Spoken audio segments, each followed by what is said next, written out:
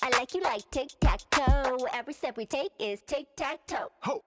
So, the folks at Chaos have recently released Vray 7 for Blender, and Vray is a professional rendering engine which is designed to create high-quality, realistic, and detailed visualization for industries such as architecture, film, games, and product design. It works with several tools which includes 3D Studio Max, Maya, SketchUp, Rhino, Cinema 4D, and recently Blender is joining the queue. And Vray comes with a ton of interesting features which includes global illumination, caustics, realistic shadows, and more, as it uses various techniques which includes ray tracing and path tracing to create amazing looking visuals. More so, Vray offers an extensive library of physically accurate materials and also assets. And with version 7, these assets gets even more, as it also offers support for both CPU and GPU rendering, with out-of-the-pocket denoising, adaptive lighting, and distributed render for faster workload. This is a very flexible and photorealistic rendering engine, and it is quite interesting to see that it is now available for Blender in beta. And today we're going to dive right in and explore some of the interesting features. Starting off, let's talk about how you can get Vray for Blender. So first things first, you need to join the beta. Once you click on join the beta, you need to have an account. If you don't have one, create one, sign in. And once you're done signing in, you'll receive an email with the account you used in signing in. You have to follow through with that email, and only then would you be able to download the Vray for Blender installation file. This is a Windows installer which you need to install on your computer. Another thing which you need to get going is Blender 4.2, as this is the current compatible version for Vray for Blender. And I kind of believe that because this is an LTS version, that is why they're going with it. So you have to also get this installed.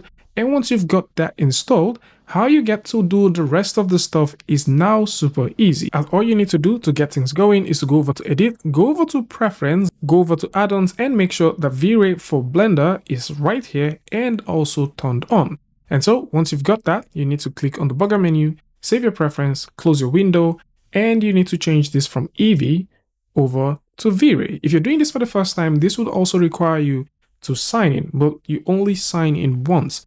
And once you have that done, once you click and select Vray as your rendering engine of choice, you would notice two things. One, we now have a Vray menu, and right over here, we also have a tiny new button to open up the VFB, which is the Vray frame buffer. And the frame buffer is one cool tool that you can use to make some modifications and also check a couple of things, add filters before you export your final image. And we're going to scratch the basics in a bit. Vray for Blender allows you to create the same way you create with Blender, as it has a wonderful integration with how Blender works. And so this is one of those things to keep in mind. And if we take the light tool, for example, you'll notice that it also integrates the very same Vray core parameters and features that exist with other DCC tools. For example, color and also temperature. So within the temperature setting, you can also go ahead and increase the temperature if you choose. Say, for example, we would like our scene to be pretty hot. We can set this to 3500.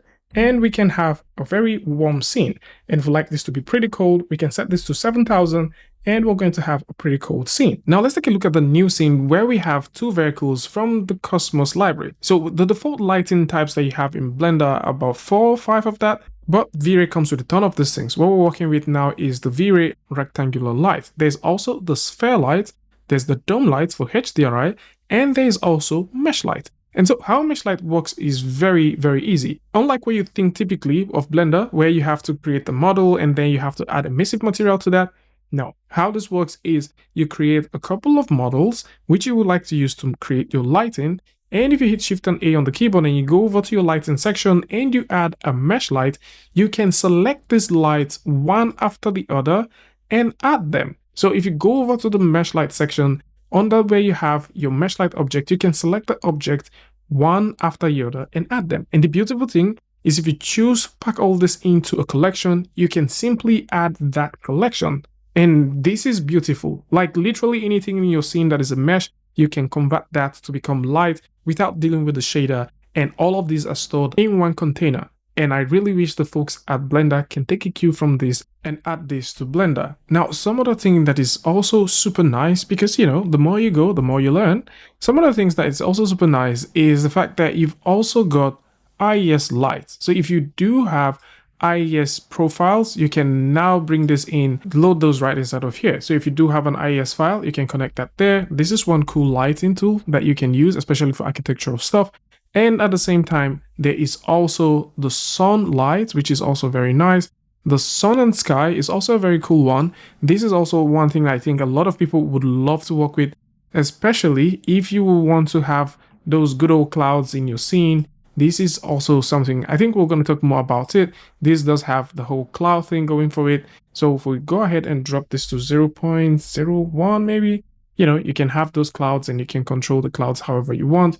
We're going to talk more about this when we start talking about the assets and also how you can work with those. We also have various kinds of lights in here. These are all different kinds of lightings that exist here. I'm going to go ahead and get rid of the mesh light because it doesn't support the next thing I'm going to talk about. So recently I've been working with Cinema 4D and also working with Houdini, and how this handles the word light linking or the action light linking is totally different from what you have with Blender. So for Blender's one, if you want to do your light linking, how this works is pretty much like this. So you do have a light. Let's actually go ahead and switch this to cycles so that we can talk about that. So you do have a light, and within this light, you do have a couple of properties that exist. And of course, if you go over to the properties section, you need to go over to shading, under shading, light linking, and shadow linking. You know, how this works with every other tool except Blender, and I think they should actually implement this, is like this. So if we go all the way back to Vray and we switch this, you have the light selected. Let's make 2 of this light and change their colors. So how you get to do the light linking is this easy. If you want a specific object to be excluded from this light rays, whether you're looking at the illumination or the shadows, all you need to do is have it selected, go over to the light property, go down to where you have include and exclude. And if you like to exclude a specific object, maybe we would like to exclude the illumination. With the eyedropper, select that object and it's excluded. Easy peasy. The same thing can be done with this. Select, click on that, and it's excluded. More so, if you're thinking about this light not affecting a specific thing in your overall scene, you can go over to the options and you could say, I wouldn't want this by any means to affect anything that has to do with diffuse. The light is still there, and you can turn off certain things. Yes, I know with Blender you can do something like that, but it is the ease. The fact that everything that has to do with the lighting exists in one place makes so much sense. So we can have that, get rid of it. And now you would notice that this only lights the specularity. So if we go over to our options right here, it lights only the specularity and not the diffuse. If we turn on diffuse, you see that. We turn that off, you see it. We can also go ahead and have that selected, go all the way down, get rid of that, and you can also notice it too. At the same time, if you want to exclude the shadow casting of this light on a specific object, you can also do that. Click on the eyedropper, have this selected, and this isn't going to cast anything. We can do the same thing with this one, have that selected, go over to exclude, have this selected, click on that, and it's not casting any form of shadows on the surface. And these are very brilliant ways that the folks at Chaos have actually put this thing together. I would love to see Blender adopt some of these things, and it also has like a whole lot of other things that you can do with the lighting, the shadows, and all of these are found in one place. Unlike what we have with cycles where you have to go from here back to here, and in most cases you also have to go all the way to the render section to start making some light tweaking. Having every single thing that has to do with light in one place makes so much sense, and I think it is worth adopting. And with that said, let's take a look at how materials work with Vray for Blender. We can simply go ahead and drag out a new set of panel, and within the panel section, to change the panel, once we click on the editor type, down here, you would notice that instead of having the shader node editor, it is now called the Vray node editor. And once we have that selected, automatically we get to start working like we would with the typical Blender shader node editor. And so for this particular one, what I'm going to do is make that shader smooth. And instead of having this here, we can simply click on use Vray material nodes, and automatically that switches to Vray. You can also go ahead and get rid of this, and also go ahead and get rid of that as well. And once you have those deleted, if you hit Shift and A on the keyboard, go over to your materials, you'll notice that we have a ton of materials right here. So we can grab ourselves a material and also grab ourselves a Vray material output, connect that there, and we can start making changes to this. So within the color section, we can make changes to the color. Now you would notice right above the color that we have something called opacity. So let's zoom all the way in and explore that. So within the opacity section, this opacity controls, like you know, the opacity. However, with this, you can mix color alongside the diffuse. So if we simply click on the color block and we go all the way down, this becomes transparent.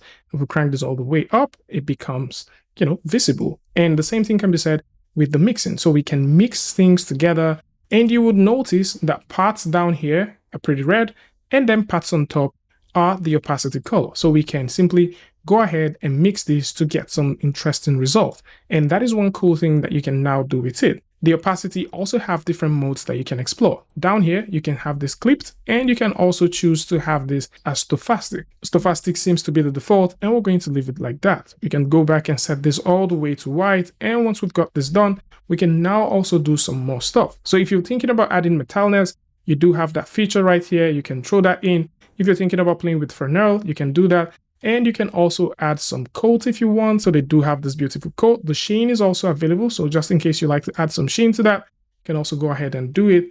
And you might be wondering, what about things like emission? So for emission, you definitely need another material to get this going. So a cool example for that will be this. So I'm just going to turn off that, and we can make a copy, raise this up, scale this down. Let's go ahead and scale that all the way down.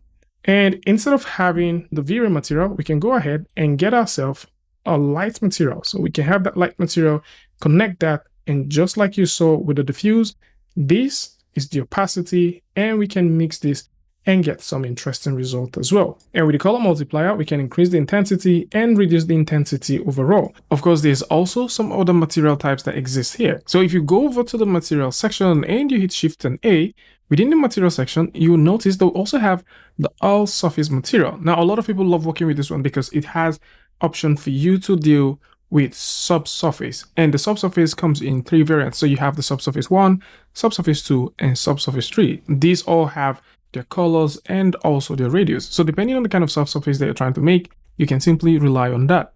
The principal BESDF, which is the default Vray material, doesn't ship with that. So for you to work with subsurface is a different material altogether, and it's called the fast subsurface. So you need to get the default diffuse, and you need the subsurface color, and of course you might also need like the specular color and so on. So if you're thinking about working with subsurface, that is also something to keep in mind. So you can either choose to work with the all surface material, or you can use the Vray fast subsurface node. There's also some more stuff that has to do with the default Vray material. So if you're trying to give an object a cap paint feel, this is very cool. Like the way this works is really, really cool. It's got the flakes and all that stuff on it. So you can go ahead and make those changes yourself. This is more like you having thing that you want to work with, and you can start tweaking this to get exactly the kind of result that you want. Now there's also the beautiful Vray material for hair, and how this one works is very interesting. There's a little bit of a bug, and I'm going to show you guys that. So if you simply go over to your curve and you choose the 4, this will show you something on the render. But if you choose to make this by simply going over to curve and using the empty hair, you possibly would not get any result. So we're simply going to go ahead and do that, add the 4 right there, and now we have something within the render. I did find out that if you crank this too much by simply going over to object, go over to your sculpt mode, and you choose to add more density to this, this is going to collapse. That is just one thing I found out. It's going to collapse, and that doesn't seem to work so well at this point. However, if you simply stick with what you've got, you can go ahead and do the combing, do all of that stuff. This works very fine.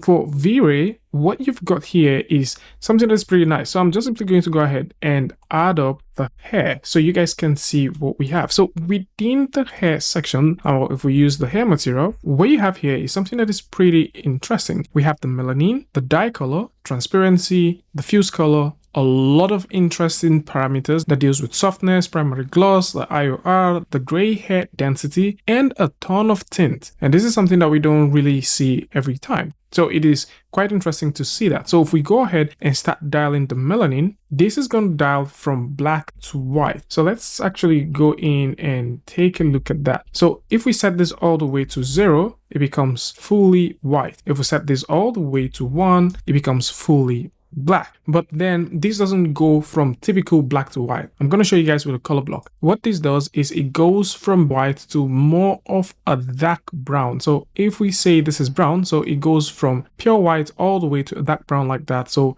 pure white all the way to a dark brown like that. So that is how this works. So you can see that in action here. So we can go all the way from white and it goes all the way to that brown down to dark brown. So you have this there. There is also the photomelanine as well, which you can use to either increase how much of that browniness you're seeing, and you can also crank that down. I think this is something that can be used. I might be wrong, but it's something I think if you're creating like a ginger character, you might also want to use that. The dye is also available. Now, we probably will not see that, but if we go through and make the same thing with the diffuse color and start increasing that diffuse color, we should be able to see something like that. So you do have that as well. Then we've got the gray hair density. So you can also use this to add some gray hair to that as well. So depending on what you're trying to make, you will find working with this pretty interesting. The only downside to this right now is you can see how much of a density we've got here. It's totally different from what we have right here. The other way that you can sort of work around this, of course, I did try all the possible ways, but then one of the ways is if you go over to the render section, normally you should be able to crank this up, the minimum hair width. You should be able to crank this up and possibly get something, but I don't think this is working because we're not using V-Ray hair. Right here, we don't seem to have anything that has to do with V-Ray hair, so you cannot necessarily do that. If we go over to the section, we don't get any of those. Another way you can work with this, which should work, is if you go over to like your modifiers, because this is a geometry node stuff. If you go over to your modifiers and then you choose to crank up the shape and also the radius. So if we, crank this up a bit, we should be able to get something. Now this starts looking like grass. That is not the intention.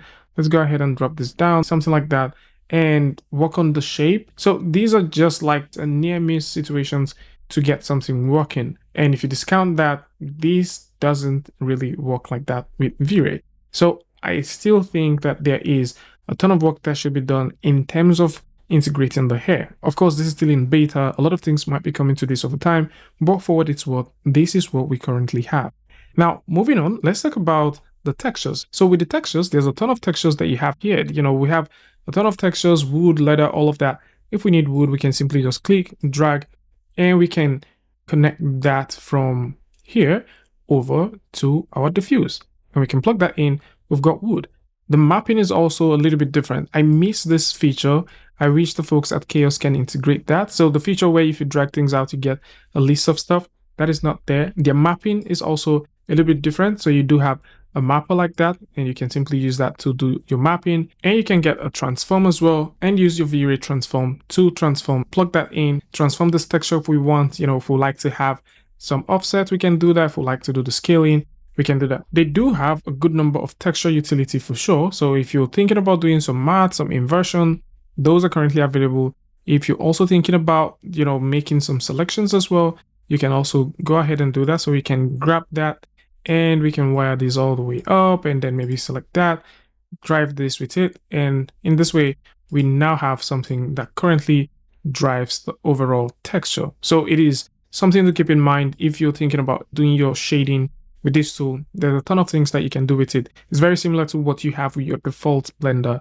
However, this has a bit more of some features that I think you can incorporate here and there to get the exact result that you're going for. And like we all know, Chaos V-Ray is a CPU and a GPU renderer, and this takes advantage of both your GPU to render if you choose to select your GPU to do that rendering.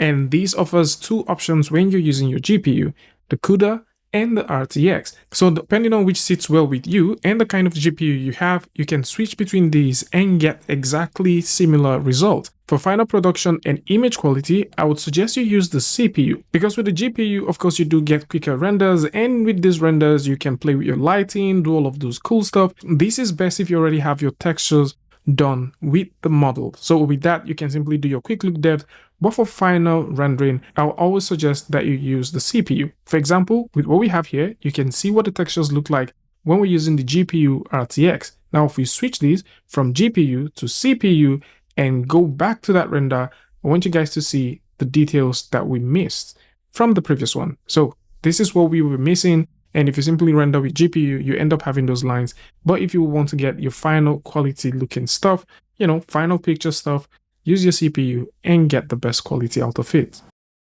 Owing to the fact that artists love amazing free stuff, the folks at Chaos have garnished this particular release with over 5,700 assets. And to see this is very simple. All you need to do is go over to the Vray menu, and if you go all the way to where you have the Cosmos browser, you will be able to have access to over 3,000 assets, 1,000 plus material, 100 plus HDRIs, and also 6 different collections. Scrolling all the way down within the collections, you will also notice that we've got various material collections, the seamless integration, the healthcare, and if we simply view all, you notice we've got the Asian stuff and some Scandinavian style stuff. And to see all of this come with Vray for free is very cool. And speaking about pricing, we have no idea if this is going to be paid or if it is going to be free, but currently the beta is free, and I would definitely suggest that you go ahead and grab this. So if we go over to the 3D model section, there's a ton of things. All you need to do to get anything downloaded into your scene is hover around it, just like you have with Megascan. Hover around it, click on the download button.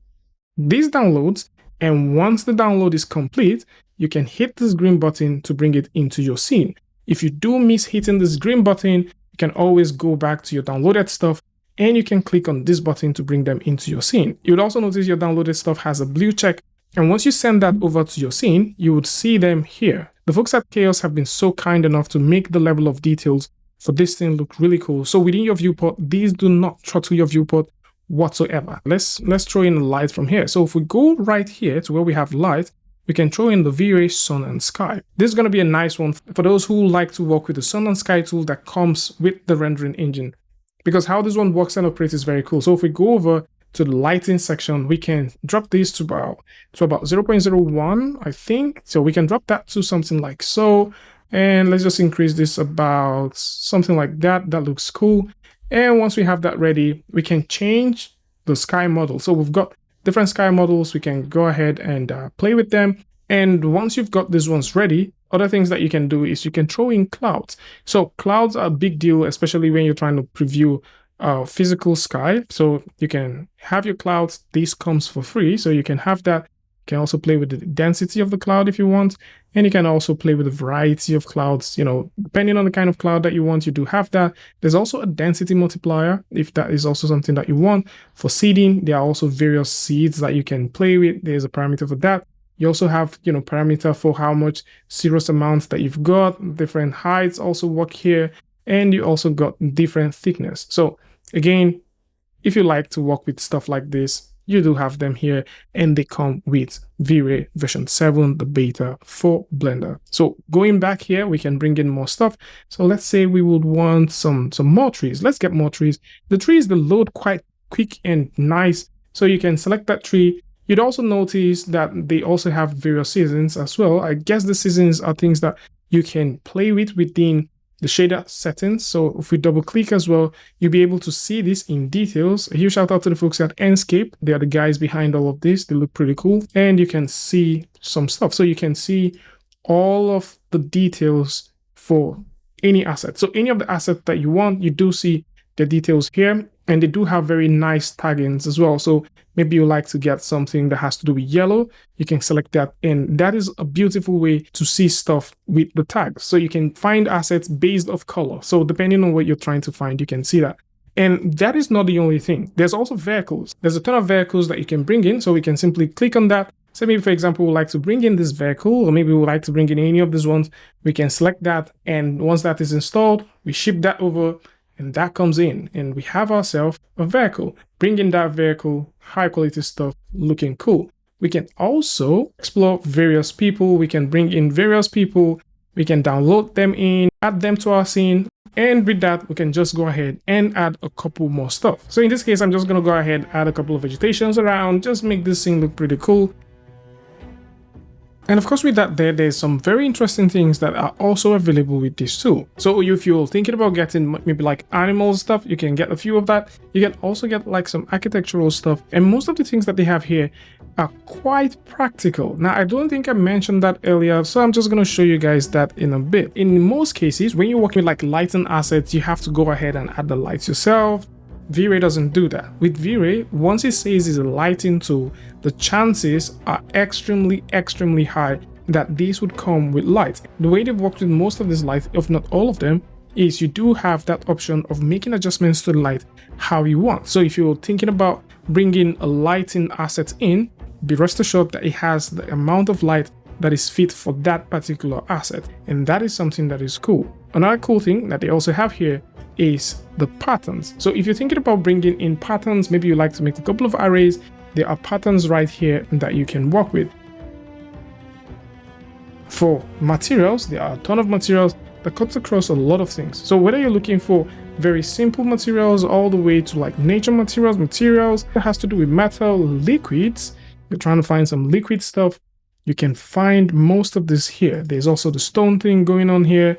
There's also like the emission, the decals. If you're thinking about using decals, that is also something that is pretty cool. You can work with decals. You can also bring in some wood. So depending on what you want, these are also pretty cool. For those who rely on HDRI for a lot of things, let's just go ahead and get rid of this sky. And I'm going to show you guys something. So if we go ahead and get rid of the sunlight and also get rid of these other one, you notice our scene turns white. This can be seen as an error, but somehow it isn't. So how you work around this is simple. You need to go over to the world, and you notice if we crank this down and crank it up, thing changes. What you have to do is close that, switch over to your viewport shading, switch back, and that's how you fix it.